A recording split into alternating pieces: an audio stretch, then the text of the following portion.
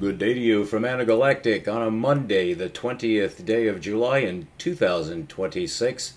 This is a geometry station, although it also covers quite a bit of general science, although not all the way to general, which is more for an introductory course in science. This does not propose to be a course in anything, but it touches on a lot of areas of physics. The nature of this station originally was to broadcast a discovery, which I believe I made. I believe it because if you're the only person that knows about a discovery, it's technically not a discovery. In science, it has to pass peer review, which is quite an interesting process to attempt to describe and explain, but it has worked fairly well for about 2,500 years. One could certainly make a case. Although the scientific process has several phases and aspects that are not precisely the scientific method, which is a specific sequence using a specific form of logic, essentially binary, because you need true-false answers in order to complete the scientific method. Generally involves a measurement, but not always, because there is another kind of reckoning, which is structural, which has to do with relationships. Now, in science, the concept of a relationship is fundamental. That goes all the way to the philosophy of science, what it is we're trying to do. When you narrow science to physics, as I much prefer to do because it's the easiest form of science to define, although there's a footnote to that, what I do is science at the highest level, at the furthest reach, where it's obtaining solutions. This is a tiered proposition, is solutions to what? The simplest, perhaps, of the kinds of solutions sought by science are measurement solutions having to do with technology, where technology is not so much the harnessing of energy and the use of materials as it is utilizing our environment in a way that's of benefit to us, however that be done. Technology is quite broad-based already, and physics is not technology. Technology is engineering. So that's what I mean by technology, which goes all the way, of course, to the engineering of rocket engines and deep spacecraft, space telescopes, I should say, and the manufacture of other instrumentation which actually assists us in the process of science. The other major category being microscopes, although in this case, since you're looking in, you have a wider array of technology in order to measure things that are very small. But that's how it came about, was essentially lenses to refocus light, that is to focus light in some way, either to expand it, which is telescopy, to increase the resolution of the image, is true in both cases. But you're trying to make something either very small, bigger to see, or something very distant. So smallness is not quite the same as distance in the sense of being opposite of distance. The opposite of distance, in terms of measurement, is not anti-distance in the linear sense, and that actually is the inception of non-linear geometry in the human mind, because what we're actually trying to get relationships for ultimately is a relationship between physical reality and mental reality. So whatever we see out in the universe that we can measure or make some relationship to describe, what is happening there is an internalization process, which is quite at the cutting edge of the philosophy of science today, very largely due to a certain problem which has been encountered in what, as a blanketing term, is called quantum mechanics. But really, you shouldn't say that term, and I gave a video on that recently, on what is even meant by the term quantum mechanics. Well, mechanics is quite misleading in that term. Also, the word quantum is being abused. Quite frankly, the word quantum is strictly speaking, it's a noun. And all it means is a unit A quantum is a unit. A unit of what? And then, comes to the surface. Well, you're trying to correlate a unit of something in the physical realm with a unit of measurement. And so the quantum mechanical system, as it's conceived as such, includes what is called the measurement problem, which originally perforce would have referred to a specific phenomenon, but actually has come to refer to more than one perceived phenomenon in the measurement of very small quantities. Now, the quantities that we're measuring in physics depend very much on the basis metric, which is linear spatial separation. Euclidean geometry is the basis of our mathematics system, which only works in linear space, and that actually is a problem. Because universal space, what we would call simply physical space, which also is an interesting thing to try to define, whether mental or physical space is conceived to be empty. Geometrically, it's conceived to be empty space. Redundant, really. So already we have some interesting aspects to physics, but what we try to measure is separation. Generally speaking, in space, which we call distance. At small distances, we tend to call it length, but length and distance are synonymous in the strict abstract metrical definition of a metric is what you measure. So the metric of a space would be, for instance, the metric of astronomic space is simply distance.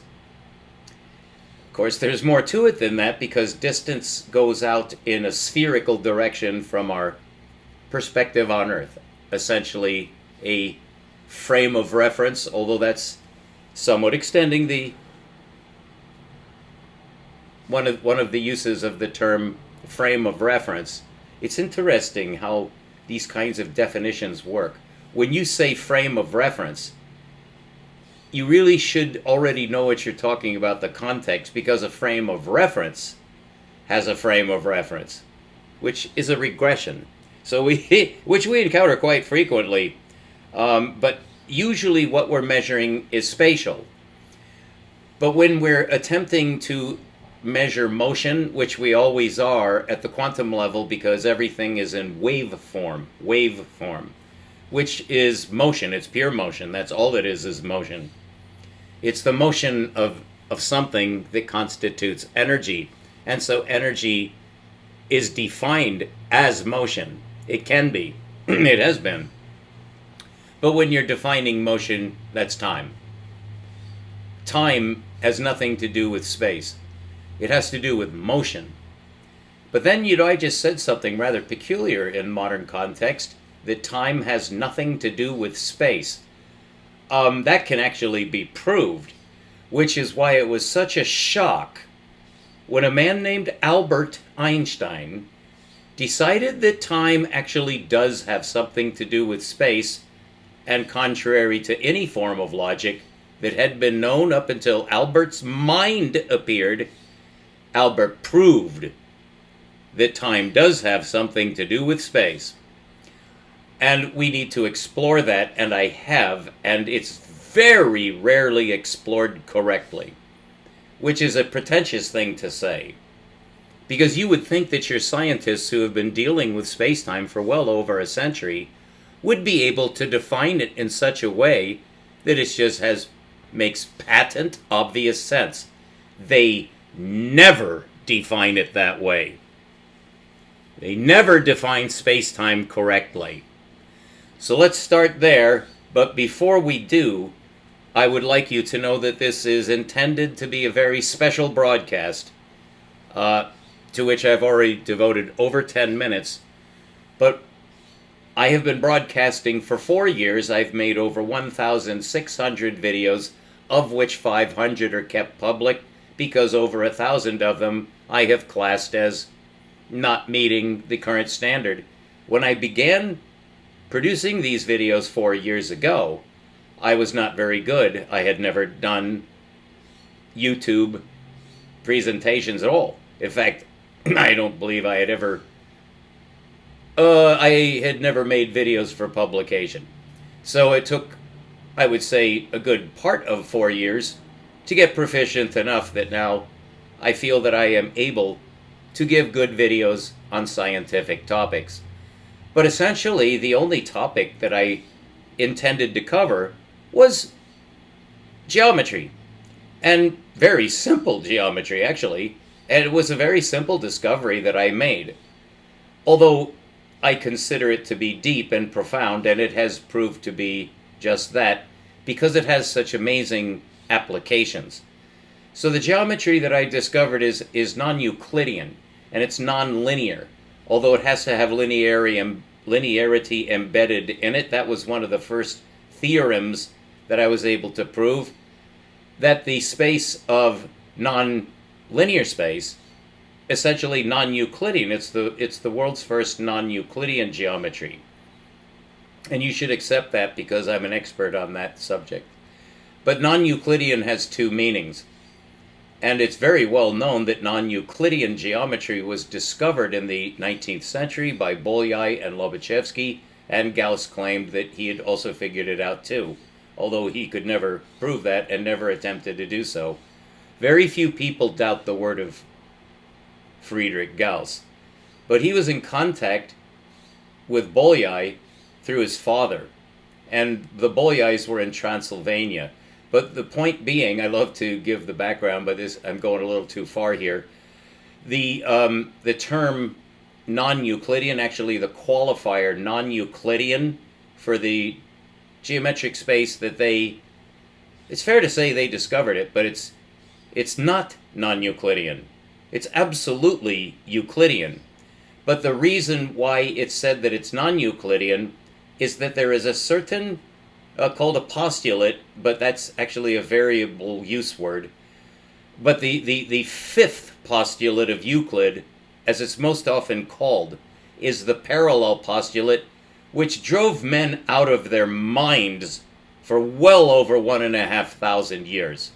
One of the most amazing chapters in the history of mathematics is the absolutely strange case of Euclid's inclusion of the parallel postulate, which has to do with proving whether two lines can be parallel, really, and then you got to take it from there.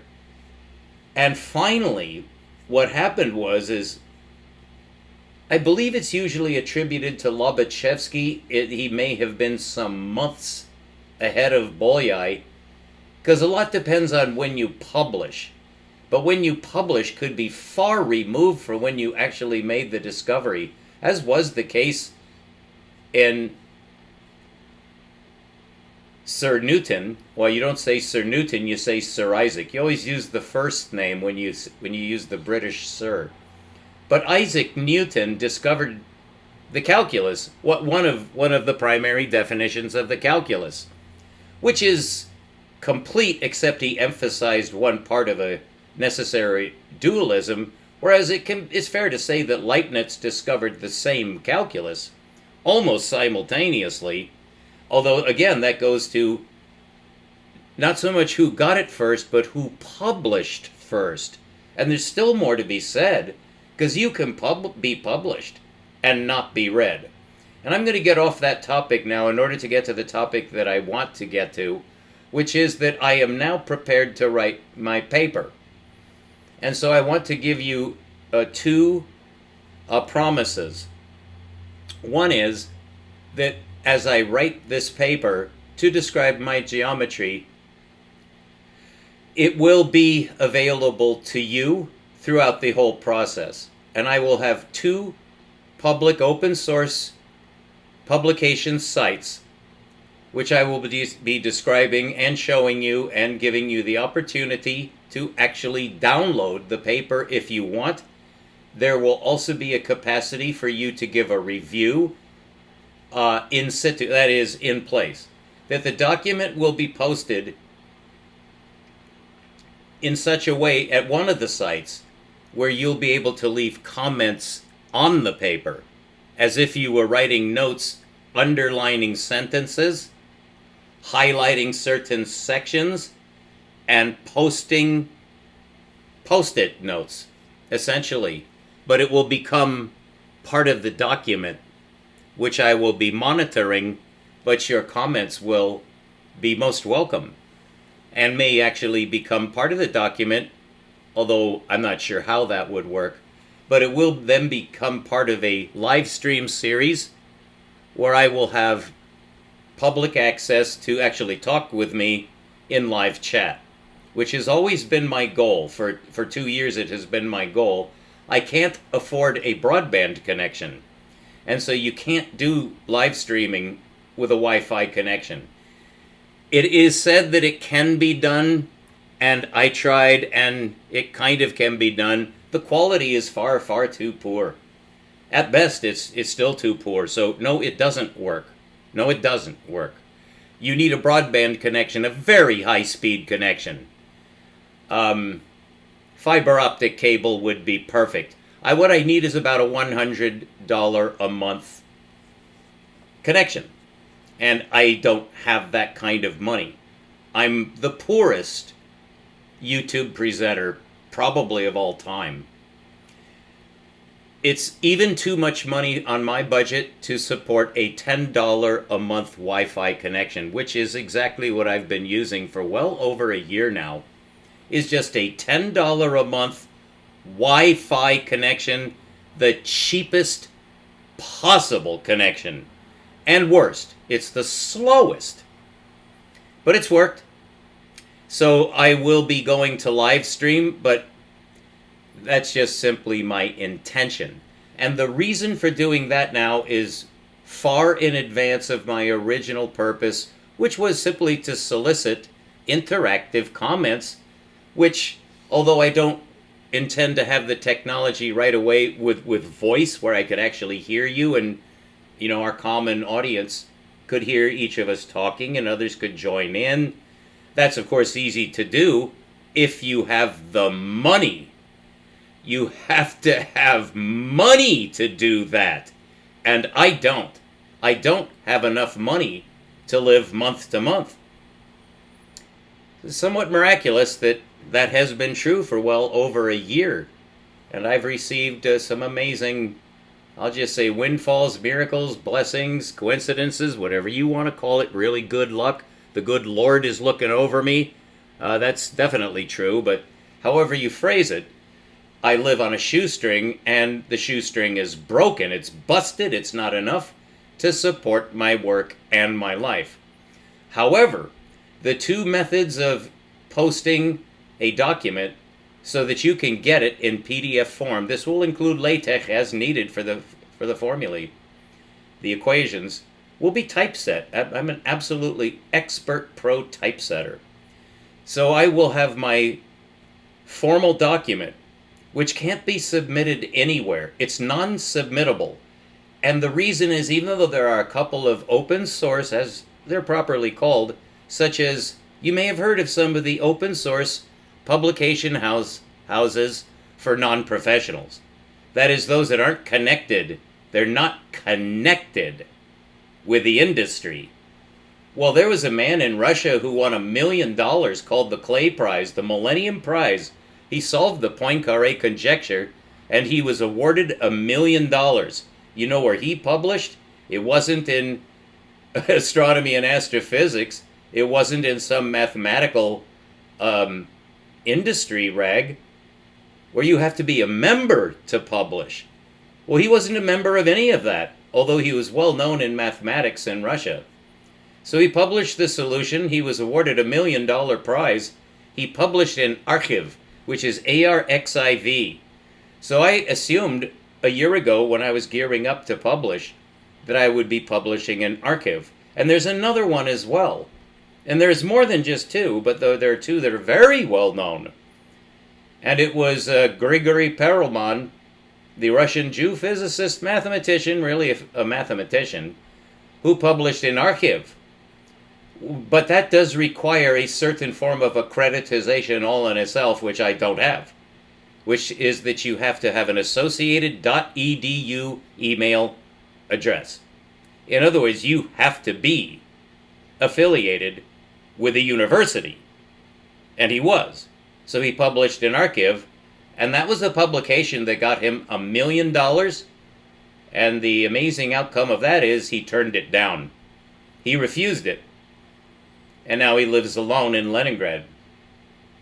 He did not accept that $1 million. Instead, he flipped off the entire mathematics world, which was idolizing him. The Clay Institute was not just giving out $1 million just for fun. Nobody does that. So they gave out that $1 million to him. They certainly expected him to accept it. He did not, because he has standards. He is considered by most Russians and by most people as being completely out of his mind. For that reason, I do not consider Grisha Perelman to be out of his mind. But he's very much like me in that sense. I will not touch money. Neither to further my own cause, nor as remuneration for my work. I won't touch money. I never have. In my whole life, I have nothing to do with money. And I've had quite a good life. And you may redouble your wonder. Or maybe you're starting to think, am I really human? Maybe I'm an extraterrestrial. Or something much worse. Well, lately I have been giving a lot of video effort. I've divided my time between religion and science. And there's a reason for that. I'm the first man since Al-Ghazali 1,000 years ago to formally unify science and religion. But I did it much better than Al-Ghazali did. So I've unified physics with every religion that's ever been. So that's much, much different. That's much more powerful. That much more closely approximates the one solution that science is seeking, which finishes science and the human race. That is theoretically possible, that there's just one question we need to answer as a race. And once we answer that question, that's it. We're done. And there won't be any more science. When I'm done publishing, I am going to end science. So you see what happens if you live alone too long. I've lived alone for 18 years. It's actually 18 years this month.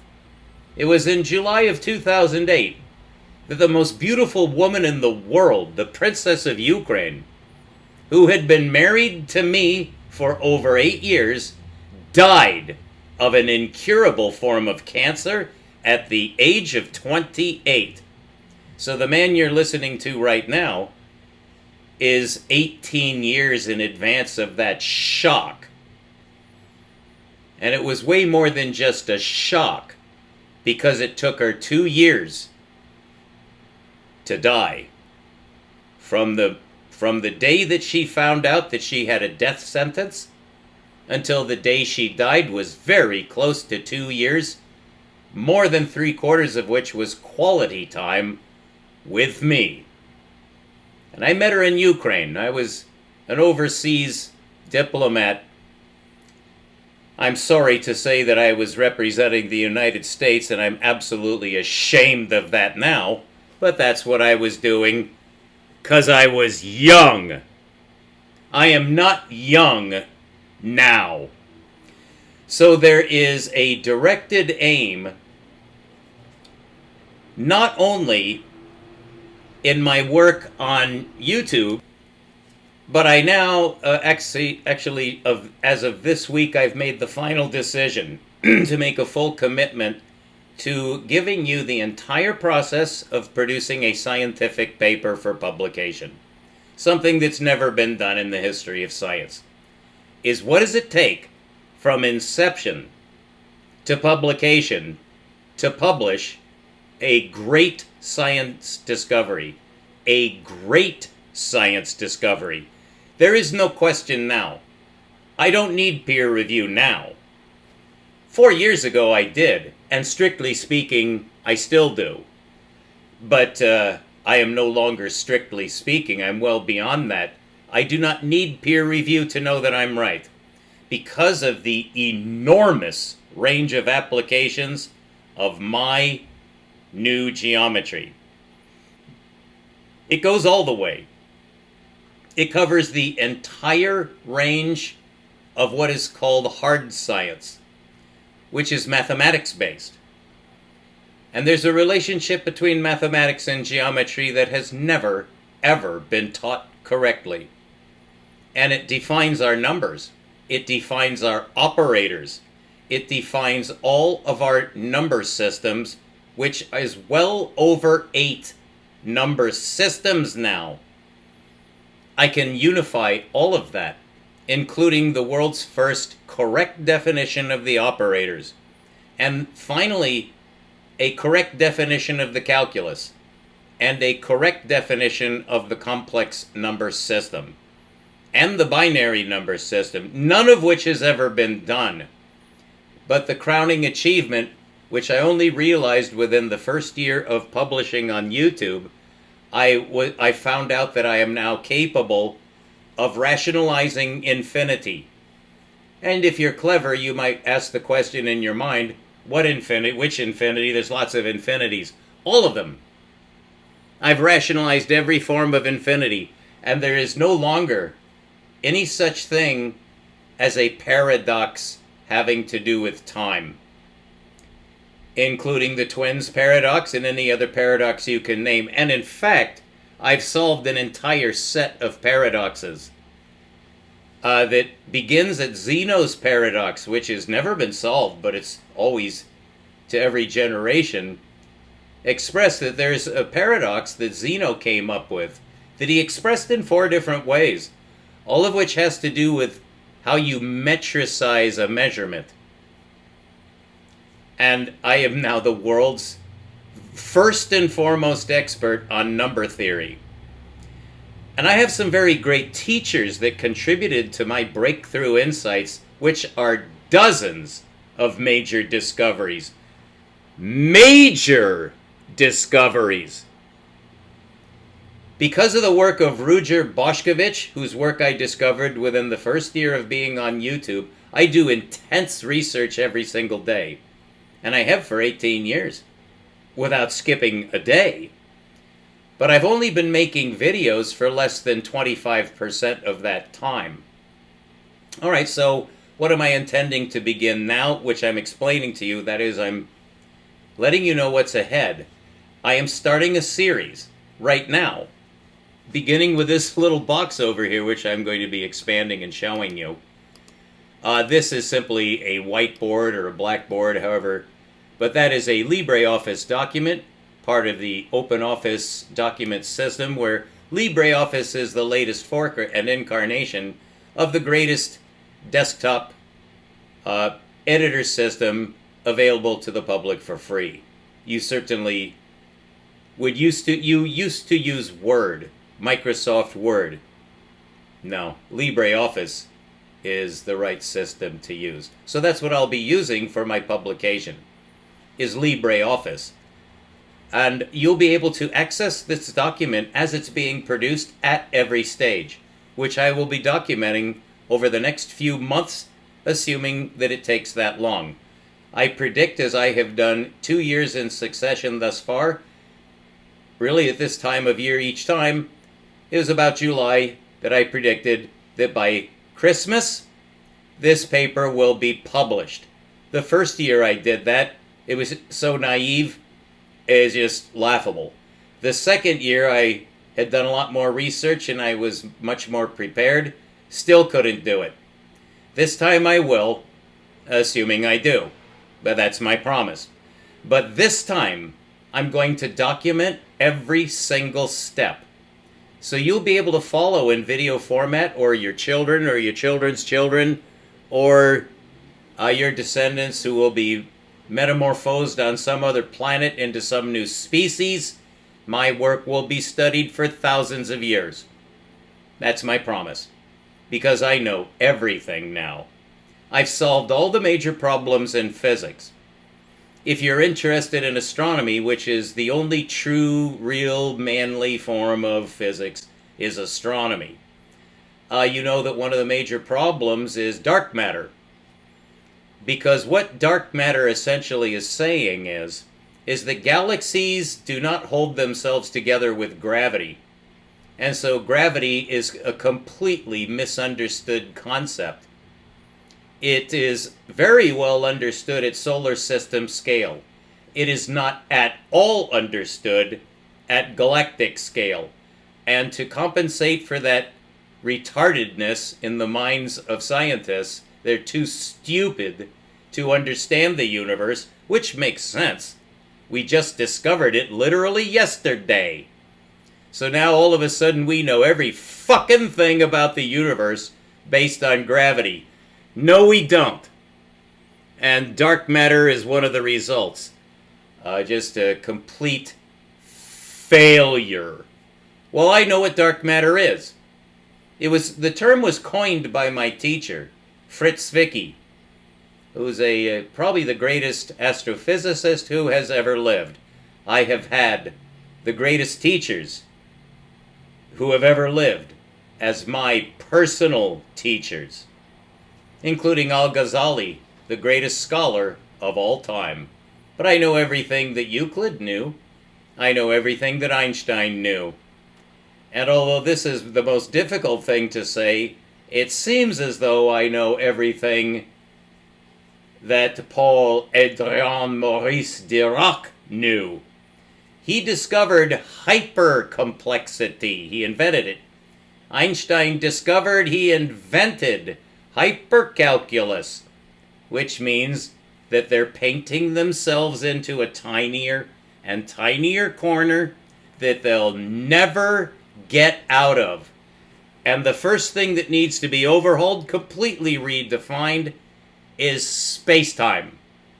So that's going to be the major part. So far as I conceive, this massive paper, which could easily go to 800 pages, that's not a paper, that's a book. And if I had time, which I don't, I would probably write an entire shelf full of books. And if my life could be extended in a reasonable way to perhaps 100 to 1,000 years, I would write a library of books that would be required reading for every single human. Well beyond physics. Well beyond these really groping, ridiculous, mostly psychotic chit-chats about reality, the universe, and consciousness. Normally, one would have to throw in, just based on history, God. Nobody talks about God anymore. Now it's something else. This has to do with the degradation cycle of general human society and another vector in human society which aggrandizes global wealth. And it's coming to an end now. It will come to an end in your generation. This world will become a cinder. No life on it. But you know how long that's going to last? 1,000,000 years? 1,000 kalpa? In the infinity of infinities? How long will the universe be snuffed out? First of all, it's not the universe. It's just Earth. And how long will it be snuffed out? It may not actually entirely snuff itself out. but it will appear to be in process of simply incinerating the entire surface of the planet. Almost certainly with thermonuclear weapons. The nuclear weapons are coming out now and they're going to be used. Israel may be the first to shoot. It may be Russia. There's an outside chance it could be India, Pakistan, or China. But by far the most likely culprit is going to be the United States, which is no longer what you and I were taught it was in any sense. And this country, such as it is, celebrated its 250th anniversary just about 2 weeks ago, a little more, a 250th anniversary of the ratification of the Constitution. The Constitution has been vetoed.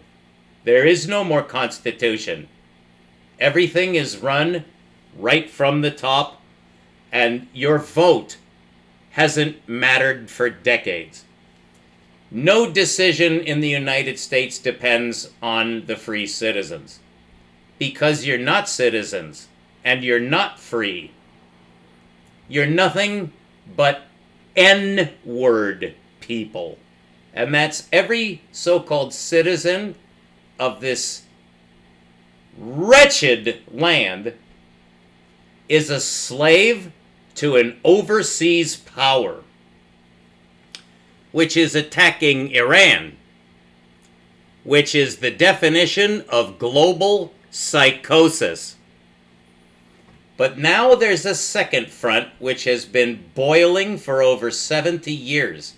The entire Federation of Europe, consisting of over 10 so-called countries, they're forming one mind in order to destroy Russia. This is the fourth time that Europe has attempted to destroy Russia in under 250 years. And this time, they're going to succeed, except for one tiny interfering factor, is that it looks like there's going to be an intervention that Trump, Donald out of his mind, shitting in his pants every day, Trump, 80-fucking-year-old Donald Trump, whom you worship because you hate him so much. He's your evil god. Well, let's use his name. Donald Trump is going to try to fire the first nuclear missile. And he's already tried. But the military so far has stopped him. It won't be able to stop him or Vance or Clinton or whoever's next. The next one is going to push the button. But it looks like Russia will figure that out ahead of time, and it's going to blow up a major target in extended Europe. But it's quite likely, at least as part of the general exchange of nuclear weapons, that one of those is going to destroy Jerusalem. But either before or at that time, or it may not exactly be Jerusalem, it's hard to say, but the country of Israel is going to be nuked, and that's called Armageddon. It's in the book of Ezekiel. It was talked about by our Lord Yeshua, and it's in his prophecy that he sent from heaven to Johann of Patmos. What does Muhammad say about that?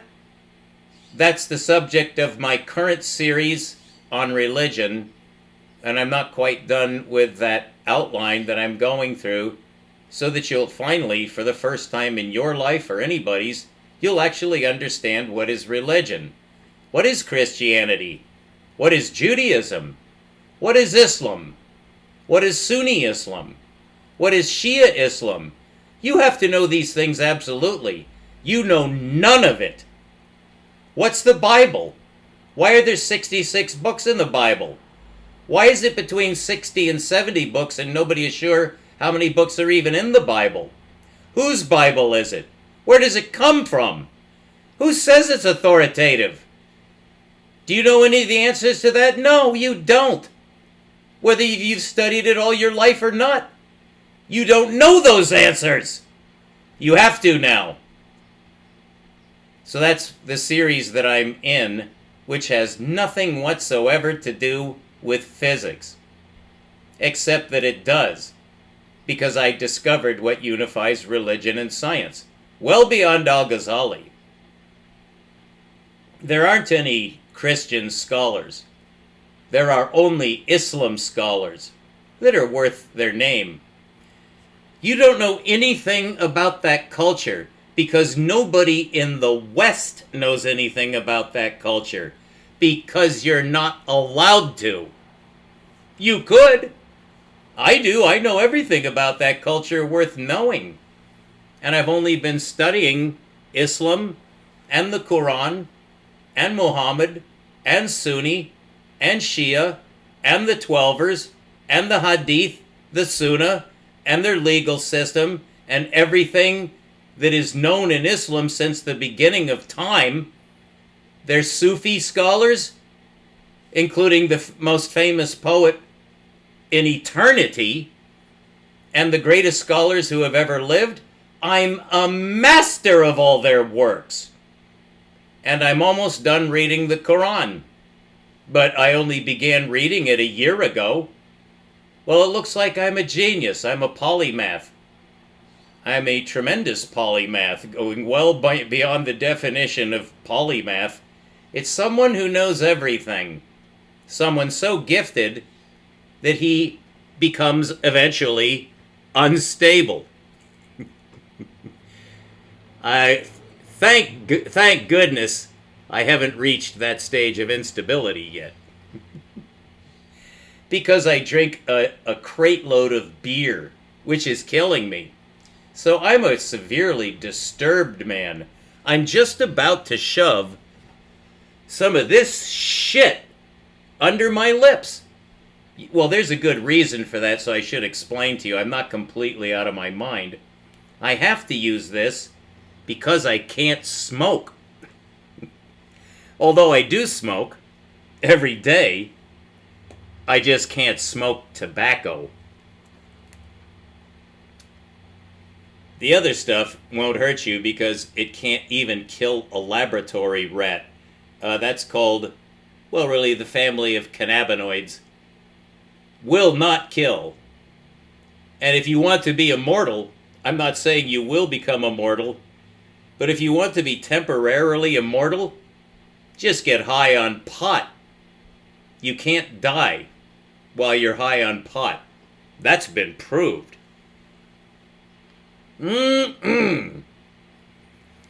So I'm about to start a series, actually right now, now that I'm loaded up on nicotine. It hasn't quite gotten through the blood-brain barrier. Hold on. Now we're ready to study science and religion. You can trust me. Honey, I'm not even sure I trust me, okay?